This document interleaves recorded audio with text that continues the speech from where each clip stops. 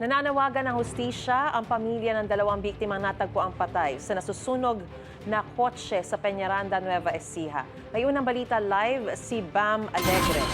Bam. Maris, ililibing ngayong umaga ang isa sa mga biktima na binaril at sinunog sa loob ng isang kotse sa Peñaranda, Nueva Ecija. Hustisya ang panawagan ng kanyang kaanak.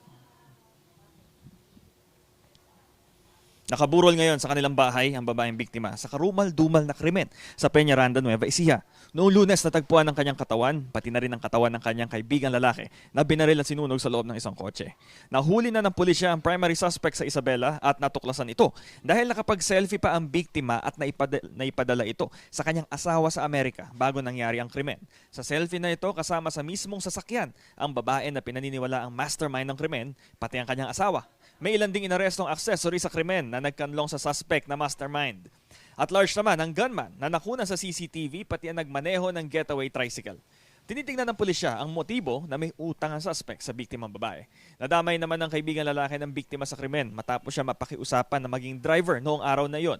Nasa Pilipinas na ngayon ang asawa ng babaeng biktima pero tumangging humarap sa kamera. Ang kapatid ng biktima nagbigay ng pahayag para sa kanilang pamilya pero hindi rin siya nagpakita sa kamera dahil nangangamba para sa kanilang pamilya. Aniya, noong Lunes ng umaga nagpaalam ang kanyang kapatid na may meet up sa kaibigan niyang babae para sa pagbebenta ng isang property. Sunod na lang niya nalaman ng krimen nang kontakin siya ng pulisya. Siya ang nagkumpirma na kapatid niya nga ang isa sa katawang nasunog sa kotse. Nailibing na ang lalaking biktima. Pakinggan natin ang pahayag ng kapatid ng babaeng biktima. Sana yun nga, makamit namin yung hustisya na para sa kapatid ko at para sa kaibigan namin. Sana nga lahat ng sinong may kinalaman dito, dapat sana lahat managot.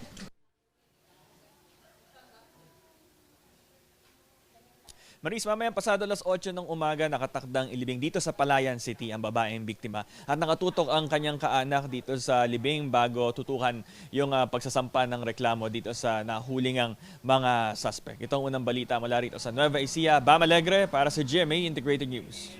Gusto mo bang mauna sa mga balita? Mag-subscribe na sa GMA Integrated News sa YouTube at tumutok sa unang balita.